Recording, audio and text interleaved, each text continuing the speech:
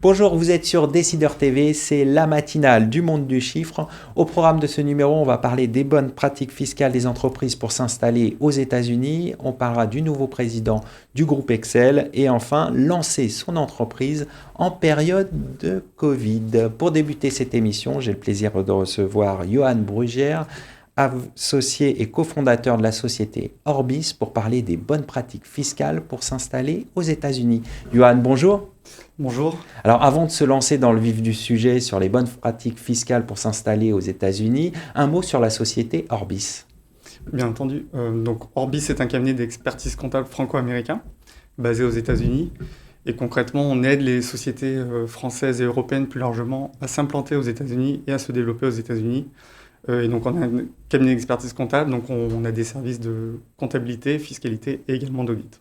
Alors, quelles sont les bonnes pratiques fiscales avant de s'installer aux États-Unis ? Alors, avant même de s'installer et de parler des pratiques fiscales, je pense que les bonnes pratiques, c'est également de France. Si on commence à gérer un business américain avec une clientèle américaine de France, les bonnes pratiques, déjà, c'est côté français et côté convention fiscale, de bien suivre en fait ces sujets, et notamment les sujets d'établissement permanent. Bien s'assurer que quand même on gère un business de France, on n'est pas un établissement permanent. Et également, un sujet qui est souvent négligé, c'est le sujet de sales tax, l'équivalent de la TVA aux États-Unis, qui malheureusement, même si vous n'avez pas d'établissement permanent aux États-Unis, potentiellement, si vous avez une clientèle que vous gérez depuis la structure française aux États-Unis, vous pouvez potentiellement être redevable de collecter la sales tax. Et je pense que ça, c'est un des points que je recommanderais de vraiment consulter des professionnels américains en amont même de l'installation, dès le départ de la gestion de la clientèle américaine sur la structure française, pour s'assurer que vous n'ayez pas de risque fiscal. Voilà, ça, c'est le premier conseil pré-installation, je dirais. Et ensuite, quelles autres bonnes pratiques ? Voilà, et généralement, la bonne pratique ensuite, c'est que quand vous avez un risque fiscal potentiel sur la sales tax ou l'établissement permanent, c'est là où on va vraiment installer une structure et s'installer beaucoup plus de manière pérenne localement. Et ce qu'il faut comprendre, c'est qu'on est sur un système différent. C'est souvent ce que je dis principalement, c'est qu'on est sur un système fédéral avec plusieurs niveaux de juridiction. Et donc, on ne peut pas seulement arriver et payer son impôt sur les sociétés américains. Il y a également des États, également des villes qui ont des niveaux d'imposition. Donc, ce qui est le plus simple à gérer, c'est d'abord de s'occuper de son business et réfléchir à son business model américain d'un point de vue opérationnel. Puis ensuite, consulter sur place des professionnels fiscalistes américains pour justement développer une stratégie en fonction de son business model et de ses opérations, une stratégie fiscale et économique sur le marché américain. Aujourd'hui, les États-Unis sont toujours attractifs. Est-ce qu'il y a toujours cette notion de rêve américain ? Alors je pense que ça s'est potentiellement estompé un petit peu, mais le marché américain pour moi reste totalement attractif puisque je dis souvent c'est un marché de 350 millions de consommateurs, voire même de surconsommateurs, on pourrait dire, si on compare à la France. Donc tout ça crée une économie qui est forcément florissante et je pense qu'on voit d'ailleurs les bons résultats des États-Unis durant cette crise Covid également. Donc clairement, il y a un tissu économique et il y a des opportunités business qui sont conséquentes. Mais également, c'est le pays de Wall Street et de la Silicon Valley. Et donc clairement, il y a des sources de financement qui sont clairement conséquentes et qui peuvent être une grosse opportunité également pour des sociétés françaises, mais plus généralement des sociétés également européennes. Et pour des sociétés françaises spécifiquement, je dirais qu'il y a également un gros réseau français d'entrepreneurs et de professionnels, puisque la France est toujours entre le top 5 et le top 10 des employeurs étrangers aux États-Unis et des investisseurs étrangers. Donc tout ça, ça crée un tissu économique et qui permet à un entrepreneur ou à un groupe de sociétés de pouvoir se développer et de pouvoir être conseillé de manière pertinente pour se développer aux États-Unis. Donc tout ça crée vraiment il y a une émulation, des opportunités. Il y a des opportunités. Exactement. Et Orbis accompagne quel type de société ? Alors nous, on accompagne des groupes européens, mais principalement français, à se développer aux États-Unis. Et après, en termes de secteur d'activité, on est très présent dans la tech notamment, mais également dans l'industrie pharmaceutique aux États-Unis. Aujourd'hui, quelle est la forme juridique la plus appropriée, fiscalement parlant, pour s'installer aux États-Unis ? Alors, la plus appropriée, bien sûr, c'est du cas par cas, hein, donc il n'y a pas de formule magique, ça va être en fonction des cas. Mais pour simplifier, généralement, vous avez deux types de sociétés. Vous avez la corporation, qui est l'équivalent de la SAS, c'est-à-dire une société opaque, qui va payer son propre impôt sur les sociétés. Puis vous avez ce qu'on appelle la LLC, qui est une société transparente, pour laquelle l'impôt va être payé au niveau des associés.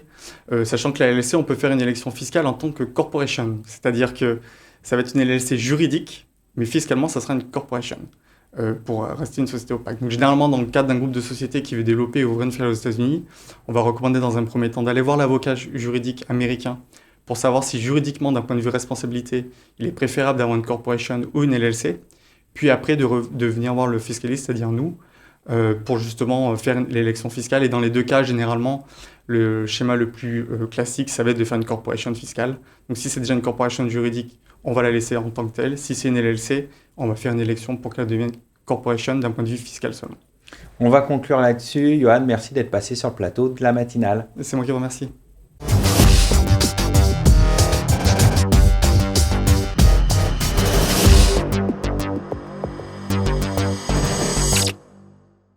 Vous êtes toujours dans la matinale, je suis en compagnie de David Clem, le nouveau président du groupe Excel. David, bonjour. Bonjour. Alors, pouvez-vous revenir sur votre parcours ? Eh bien, écoutez, je suis expert comptable à Metz depuis 2014. J'ai une associée, nous sommes dans un cabinet d'une dizaine de personnes. J'ai été vice-président de groupe Excel au niveau national pendant 2 années et j'ai repris la présidence au mois de novembre dernier en succédant à Gilles Royer, que je salue pour son parcours. J'attache une importance particulière au groupe Excel. Nous sommes tous des cabinets indépendants d'une taille assez variable, de une personne à grosso modo à peu près 100 personnes. Nous sommes tous indépendants. Il y a une grosse problématique pour les cabinets indépendants qui souffrent de l'isolement, qui ont des difficultés à faire face aux mutations de notre profession. Et le groupe Excel doit apporter cette énergie pour les cabinets, cette force pour les cabinets pour faire face à ces différentes mutations. Nous sommes une association d'experts comptables indépendants, nous ne sommes pas un réseau, ce qui fait que nous sommes la première association d'experts comptables en France avec plus Combien de d'experts comptables ? 100 cabinets, 180 experts comptables et 1600 collaborateurs. Donc c'est un groupe important Tout à dont fait. vous venez de reprendre la présidence. Oui. Quel bilan vous faites de l'année écoulée dans un contexte qui est compliqué ? On en parlait juste avant l'interview, pendant cette crise. Quel bilan faites-vous ? Bah écoutez, l'année écoulée pour les cabinets, encore une fois, été dans la continuité de 2020 avec la crise sanitaire, dans l'accompagnement des clients, évidemment. Le côté positif, c'est que ça replace vraiment l'expert comptable au centre de l'entreprise en tant qu'accompagnement. Donc ça, c'est vraiment une très bonne chose. Du côté du groupe Excel, l'année a été très positive. Nous avons franchi le cap des 100 cabinets membres, donc on se rend bien compte qu'il y a une attractivité de notre association, un intérêt pour les cabinets indépendants de rejoindre des groupements pour allier cette force et pour faire face aux différentes mutations. Donc ça, c'est une très bonne chose. D'un autre côté, nous avons déployé différentes choses au niveau du groupe Excel. Tout d'abord, un groupe de travail pour justement mener des réflexions sur les nouvelles missions, l'examen de conformité fiscale qui est arrivé l'année dernière, la facture électronique, c'est demain, dans 2 périodes fiscales, on y est presque, l'enjeu de la data, l'exploitation de la data. Tous ces sujets-là, les cabinets indépendants doivent s'en emparer, mais c'est vrai que de manière isolée, c'est très compliqué. Donc nous devons leur apporter des solutions pratiques en les accompagnant. Concrètement, quelles vont être vos priorités, même si vous avez évoqué quelques sujets ? Les priorités, c'est justement l'accompagnement de nos clients, de nos membres, sur ces enjeux-là. Tout d'abord, des enjeux internes au cabinet en termes d'organisation, le recrutement, la fidélisation des collaborateurs, la formation. C'est pas évident pour les cabinets à ce niveau-là. Nous n'avons pas forcément les moyens de frappe des grands cabinets nationaux, donc nous devons accompagner nos membres avec des outils, des moyens de communication. Nous créons Excel Jeunes pour fidéliser nos futurs talents, les experts comptables stagiaires, mémorialistes, qui feront l'avenir de nos cabinets. Et nous allons également accompagner nos membres justement sur les mutations technologiques de notre profession, la facture électronique, la data, comme on le disait. Nous nous rapprochons également de l'Ordre des experts comptables, Lionel Canesi, avec qui nous avons des relations. car les campagnes menées par l'ordre et les projets menés par l'ordre nous apparaissent très importantes pour faire face à ces mutations, et nous devons y prendre part en nous organisant sur ces différents sujets. Ça veut dire aussi mettre à disposition de vos membres des outils peut-être ? Tout à fait. Par exemple, je reviens sur l'examen de conformité fiscale. Nous avons réalisé des outils, un kit mission pratique que nos membres peuvent déjà déployer depuis la rentrée de septembre pour rendre cette mission totalement accessible, qui est une nouvelle mission dont nous devons effectivement nous emparer. On va conclure là-dessus. Merci d'être venu sur notre plateau. Merci à vous.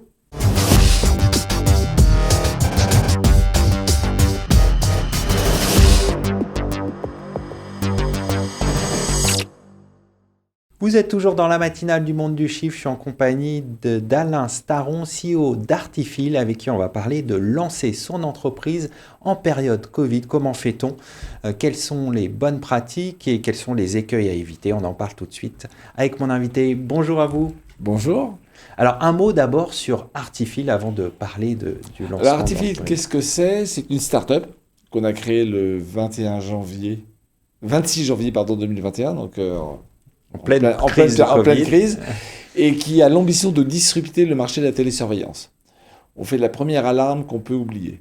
D'accord. Concrètement, ça marche comment ? C'est un petit boîtier. D'habitude, si vous avez une alarme, vous devez l'activer, la désactiver. L'activer quand vous partez, la désactiver quand vous rentrez, parce que l'alarme est bête et elle crie quand on lui dit qu'il faut crier. Nous, on a fait une alarme intelligente, alors intelligence artificielle, mais quand même intelligente, ce qui fait qu'on ne l'allume plus, elle est tout le temps en marche. Et elle sait toute seule dire si c'est vous qui rentrez ou si c'est un gangster.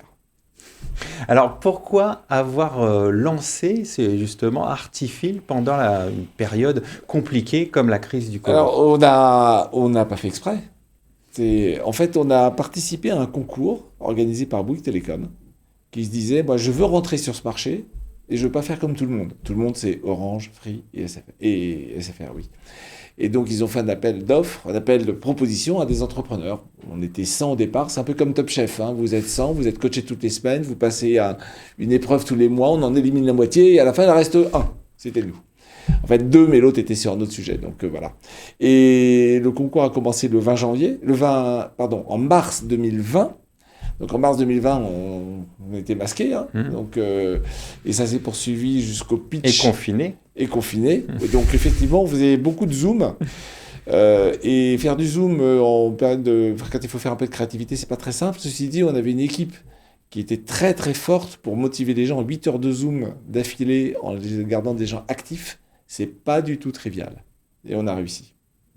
En même temps, c'est pas une entreprise, on était parti pour un concours. Donc j'étais tout seul, après j'ai pris un associé, on n'était que 2, donc c'est un peu...